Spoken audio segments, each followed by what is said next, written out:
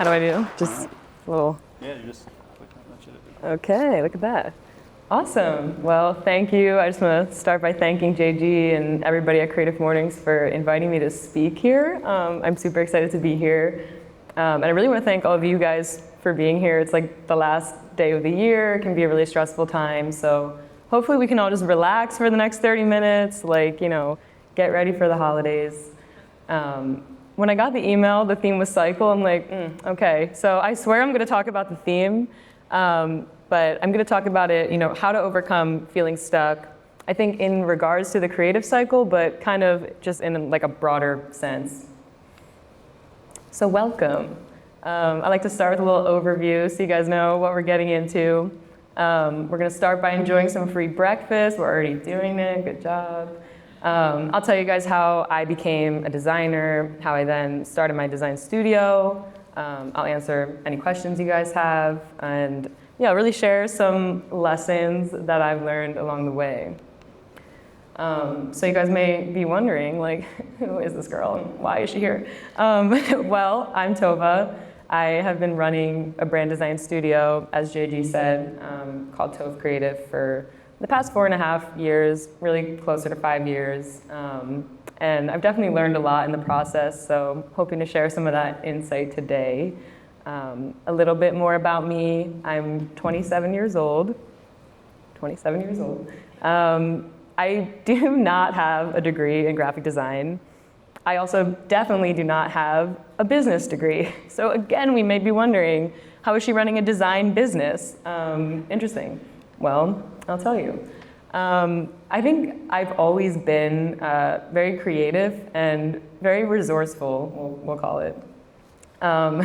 What I mean by that, I think growing up, I was always like a very artistic kid, kind of like beating to my own drum, but I was also pretty interested in entrepreneurial pursuits. So right here's the little family photo album of me in the middle, like drawing on a pumpkin. I think I was always just like doing my own thing, being a little creative. But I was also very like spirited and passionate. So there's the best my mom could send me, a blurry photo of me as a Girl Scout. I was super into just like the selling, and I could never win the like most cookie sales competition because some of the other girls' parents would sell their cookies in the office. My mom and dad were like, not gonna happen, you gotta do this yourself. At the time, I thought it was annoying, but now I appreciate it. But yeah, I was just very like passionate. I like to connect with people. I was very spirited. But I think what kind of sums me up the best as like a little teenager, when I was in high school, a lot of my friends were taking AP courses, like advanced placement, like math and like science, like real subjects. And I was like, I'm gonna take AP art, which I feel like I know my audience. I'm sure a lot of you guys were like, yeah, let's see, who was taking AP art? Raise your hand, okay. So I was taking AP art, and I was just always like, really interested in creative endeavors. When it came like time for me to decide what I was gonna do after high school, a lot of my friends, they knew exactly where they wanted to go to school, exactly what they wanted to study. I was like, that's interesting, that's weird. I don't know what I wanna do. So I did, what any like 17-year-old girl would do. I moved to Ohio. When I thought, I was like, this is a joke, obviously, but like when I was driving there, that is what it looked like. I was like, oh God. So I ended up going to Ohio State, which in retrospect, like that was an interesting choice. I had never really been to Ohio. I didn't know anybody. I grew up in this area, so I didn't know anybody in Ohio. But I ended up going to Ohio State and studying architecture. But the whole time I was there, first of all, I was in college. I was extremely broke, so I was like always trying, to start these like little businesses, little like side hustles, I think I would call them, all throughout college. And there were seriously so many. This is just a highlight reel of my favorites and the ones that I think are the funniest. We could start here. When I got there, I sort of realized like, the Love Park sign has an O. The Ohio State logo has an O. What if I just mash them together and illegally sell these t-shirts? So yeah, I would just like sell these all over campus, and I, would sell them before like football games, and I ended up like making a ton of cash off that my freshman year. Not a ton, but like a ton for me at the time. I see someone in the they're like a ton. The next thing I kind of got into in the middle, my younger sister ended up getting into UCF, University of Central Florida. So as like a graduation gift, I painted her this denim jacket with the logo.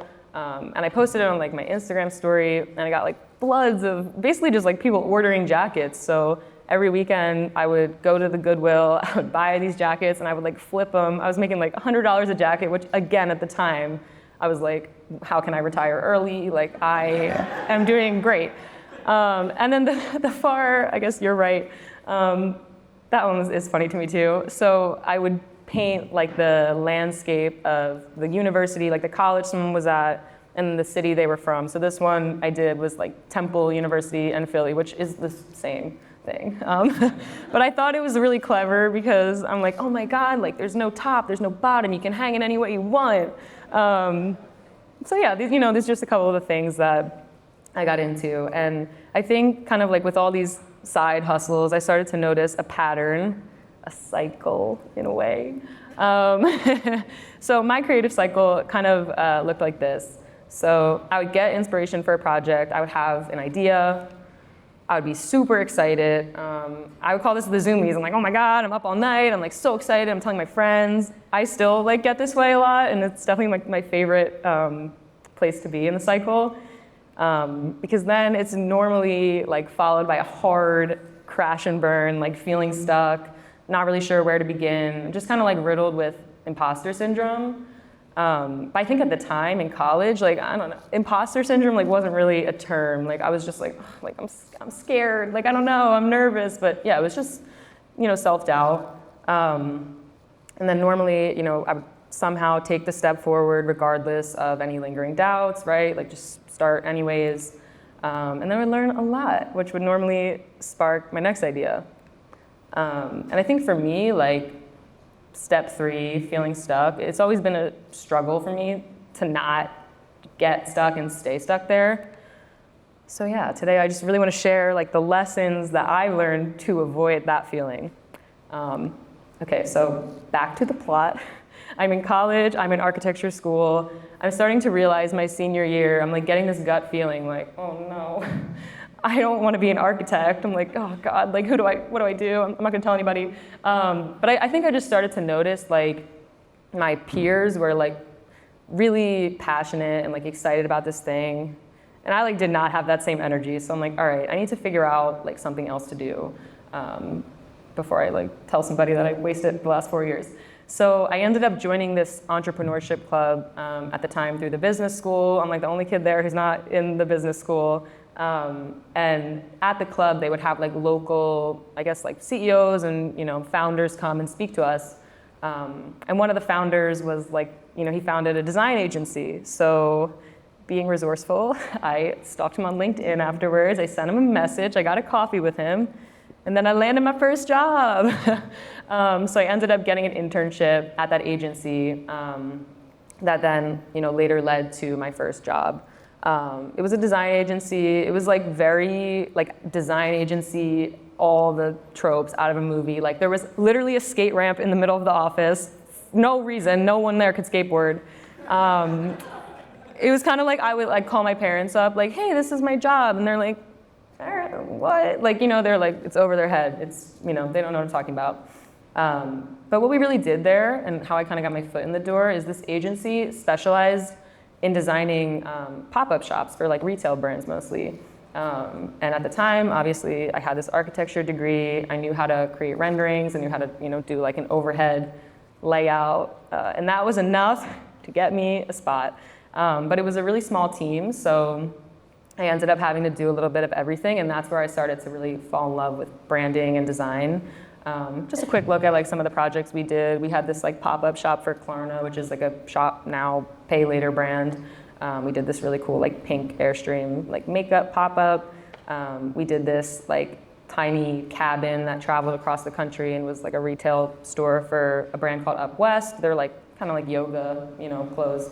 And then, the far right was a pop-up shop we did for the Colorado Rapids, the MLS team. So, like, really cool stuff. Like, I'm there, I'm 21, I'm like, I literally can't believe anyone's letting me be here.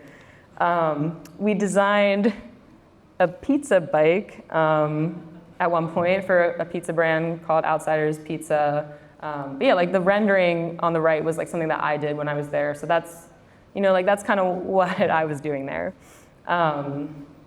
So I think that experience is kind of where I learned my first lesson, right? Like you can't get stuck if you're willing to work really hard.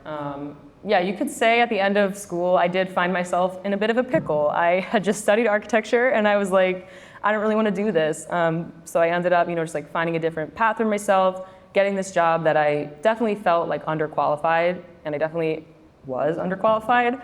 But I would literally like go home from work. I was like studying for work. I was watching tutorials. I was learning things on my own. I was the first one there. Like, I don't mean this in like a toxic, like, like grind all day, but like I just was working really hard to kind of get out of this mess that I was in. And I think that's, something that's definitely stuck with me. So I'm at this job, I'm like loving my life, having the time of my life.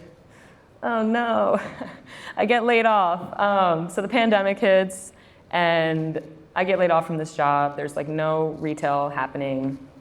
And no one's gonna hire me. I'm like a 22-year-old with like a dusty, collecting dust architecture degree that I haven't touched. Like it's not happening for me. So at that point, I'm like, all right, I gotta be like resourceful. Let me just start taking on freelance jobs. And after a couple months of like connecting, with people in my network, freelancing, doing this design work, I started to realize like, okay, I can do this. I think this like could be a thing. So I, in 2020, filled out some LLC paperwork. I was like, what should I call this? My name is Tovah. Okay, Tovah Creative. And then yeah, Tovah Creative was born. Tovah Creative is my design studio. It has really kind of been my baby ever since 2020. We're a team of 2 and a lot of incredibly talented freelancers, some who are here today. But yeah, we really just, like the goal has always been to just help the clients like tell their story, achieve their goals. What I like to say, through the power of good design, because I do believe that design can be incredibly, powerful tool. So without getting like too much into like, look at our portfolio, I'll show you a couple projects. This is one of our earliest projects, which I don't know if there are designers here, but it's like pretty interesting. I feel like usually early work, you look back and you're like disgusted. But this project I still love, and we still continue to work with this client today. But this brand, they're called the Bagel Bums. They're a bagel brand located in the Delaware beach town, and their whole thing was like, there are no good bagels in this town. There's literally like a Dunkin' Donuts. We just want to bring like New York style bagels to the Delaware beaches. So yeah, we did like all their branding, their collateral, apparel, everything they needed, their social. And I think this was really my first experience of also understanding that I like to connect with the clients just as much as I like to design. Like I didn't get really a taste for that in my agency job, but now I'm like working with this like really cool married couple. We're joking around, we're having fun, we're working on this brand, and I really just started to like fall in love with the whole process. This was sort of one of our earlier projects too. This brand is called Yubi Box Sushi, and they're like a luxury takeout sushi brand.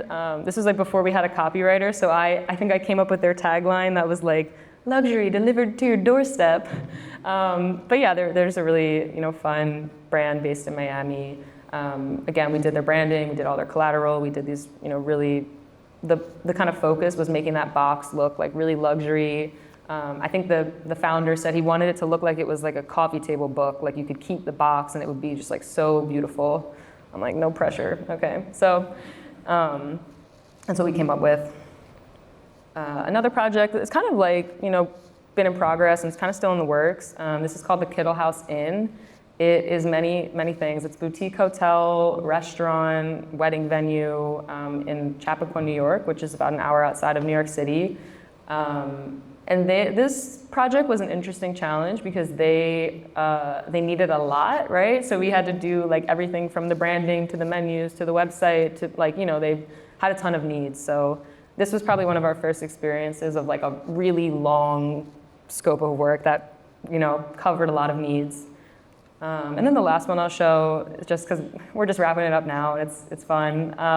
This is a Pilates studio that's opening in 2025, so that's the reason I'm tired, because we've been working on it all month.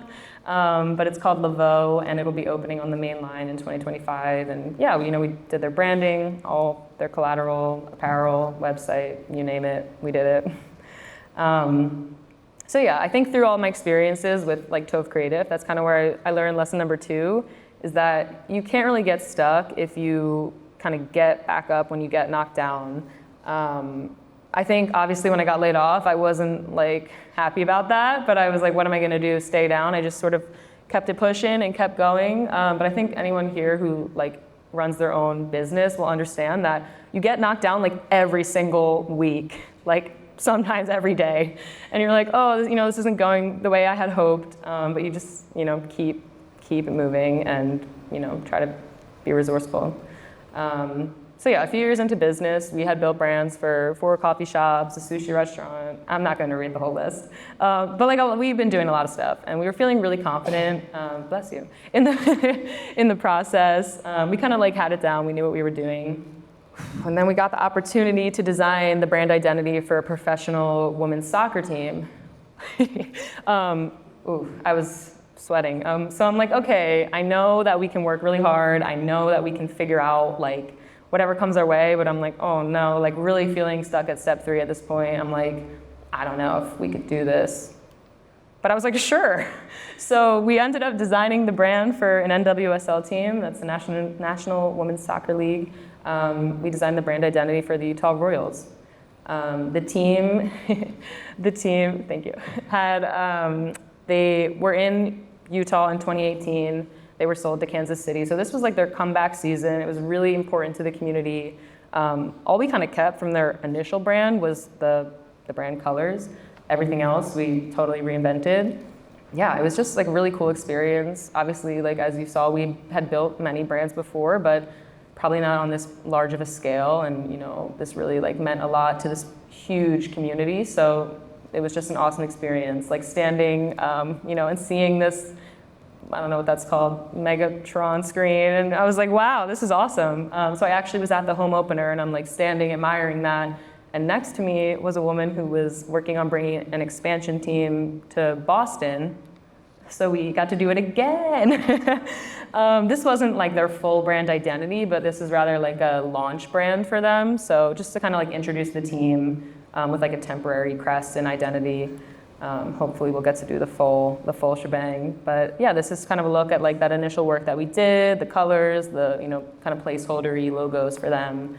But it really gave them something to like get started with and get the community super excited. So yeah, it was cool to see that work was like really impactful and really important for them, rather than them just saying like, hey, there's going to be a team. It was like, let's show them like there's really going to be this thing here. And there's me with our little logos, which is really a love story of the ages. I just always like seeing the brands come to life is always really fun for me, but at this scale, it was just like really exciting. And this is my final like lesson, I guess, of the day. The final thing I learned: you really can't get stuck if you do things outside of your comfort zone. And kind of for me, I try to like tune in, like, do I not want to do this opportunity, or am I just like feeling a little bit scared? And if I'm just like, if I don't want to do it, whatever. But if I'm a little bit nervous and a little bit scared, I always just try to say yes and do it anyways and figure it out later.